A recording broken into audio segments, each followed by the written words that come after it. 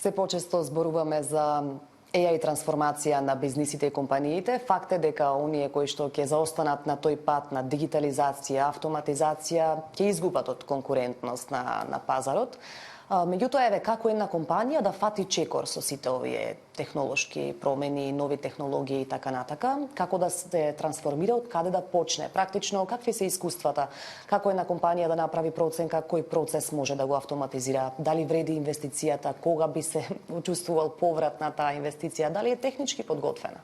Така, повеќе прашања ќе гледам поред некако ги фатам. Се случува еден нов бран на, како што беше индустријската револуција, се случува еден нов бран на револуција во полето на продуктивноста, оперативноста на компаниите со помош на AI. Се уште се дефинираат како, што е возможно да постигне, и гледаме прогресивна поле на медицина, во поле на бизнис операции, автоматизации, значи се случува една вид стварно голема револуција. Како една компанија да почне, значи веќе се почнати голем дел, вклучително еден куп македонски компании, на ниво каде што првин се почнува од индивидуалното применување на AI. Значи веќе во компаниите, особено IT секторот, особено компаниите што имаат допир малце со да кажеме со други пазари, па и индивидуално кои што не работат во IT сектор, почнуваат со користење на ChatGPT, генеративни слики, генерирање со Canva AI, Figma AI, се користат еден куп алатки, меѓутоа тоа е на индивидуално ниво и тоа е по мене најприсутното во моментов. Второто некој ниво кое што гледаме како компаниите се навикнуваат е оперативното. Значи најчесто тоа се оперативните процеси кои што се повторливи. Како да го автоматизираме тоа? Како да автоматизираме, например, имаме клиенти каде што автоматизираат процес, се почести барањата, се да бидам искрена, како да автоматизирам јас кога ќе ми дојде вакво барање, што треба да се проследи интерно во компанијата, од техничка поддршка на етикети, од пронаоѓање на информации, дополнување на информации, на влезни информации.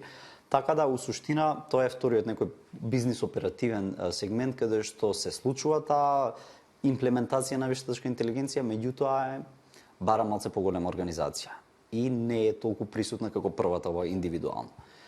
А кога збориме за AI, барем ние у техничкиот сектор го гледаме тоа, кога ќе кажеме AI имплементација, се мисли на вистинска AI имплементација на навлегување, тоа е една стратешка која што такви проекти неам видено тука.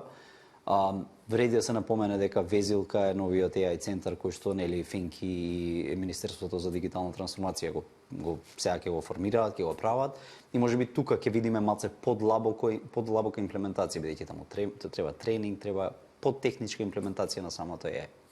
Во тој процес, што најчесто знае да биде камен на сопнување или грешки кои што ги прават компаниите? Дали погрешната технологија во која што инвестираат, софтвер, подготвеност на самите вработени, финансиските издатоци што ги барат инвестиција, што најчесто знае да ја закочи работата?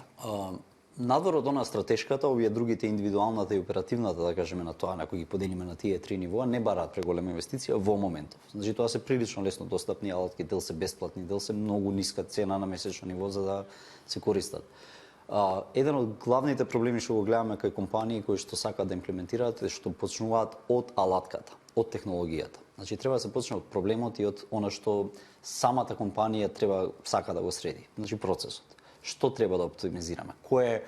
Како ние работиме? Затоа што не е едно капаче за сите шишиња. Значи, у суштина е секој треба да го најде проблемот што сака да го реши и да тогаш ги побара соодветните алатки за да го направи тоа. Има алатки за автоматизација, алатки за обработка на податоци, меѓутоа ако се тргне од алатката, а не се знае точно проблемот, тогаш се приспособувате на алатката и се случува генерално уште поголема грешка. Постојат сега исто еден нов бран на другава страна на развој на компаниите кои што прават развој на алатки, меѓу кои сме и ние, значи со Актос и бизнис оперативниот систем кој што го правиме, ние се трудиме да имплементираме вештачка интелигенција на секундарно ниво, значи не на примарно ниво, значи на секундарно ниво каде што асистативно ќе ви помага вештачката интелигенција во секојдневното работење. И тука малце поприродно се прифаќа користењето на AI од страна на компаниите вработените кои што не се спремни, бидејќи има и отпор. Не сакаат луѓе да излезат од комфорт зона, да го сменат она што до вчера го работеле вака, како сега онака да го правам. И промена и на мајндсет треба тука. Така да има повеќе движечки работи што се случуваат во секој сегмент на работењето и дефинитивно AI-то влијае А како ќе се искристализира тоа и дали некојаш конкретно ќе се искристализира дека од сега вака се прави ова? Еден од најдобрите примери е дека се помалку луѓе користат Google, се повише луѓе користат ChatGPT за доаѓање до информации. Така да тоа си има своји предности и плюси и нели предности и минуси од аспект на што се добива и како се добива. Така да се случува таа адаптација.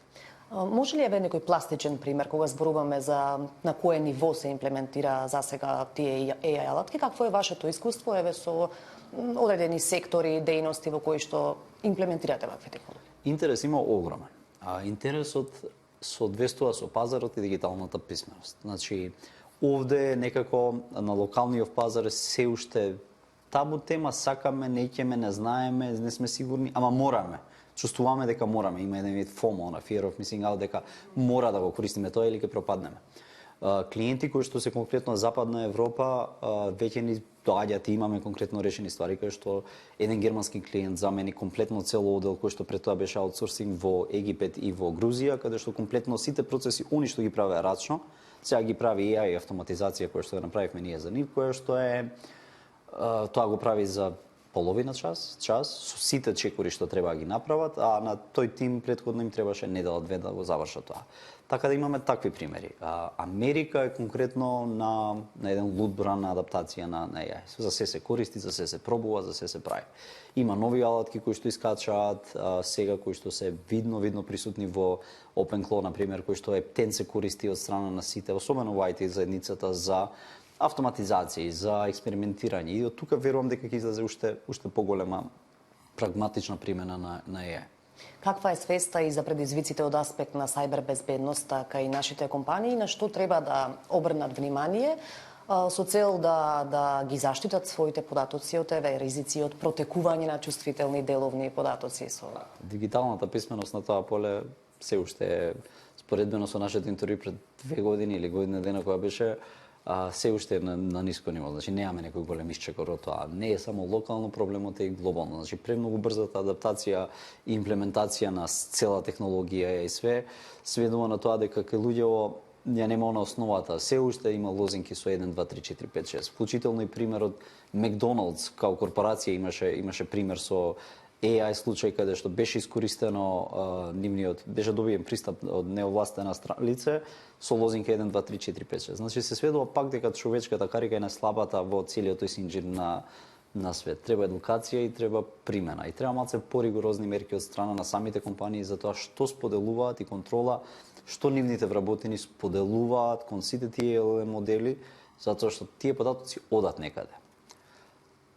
Да, никој мене не ме таргетира, е најчестиот пример што кој ќе се замара со мене, нека ги видат стварите. Меѓутоа станува тука и за одговорност, затоа што фирми работат и со клиенти, тие клиенти им ги доверуваат податоците на компаниите, значи малце е посложена темата на која што треба да се работи во блиска и далечна иднина. Тоа никогаш нема да биде решена тема.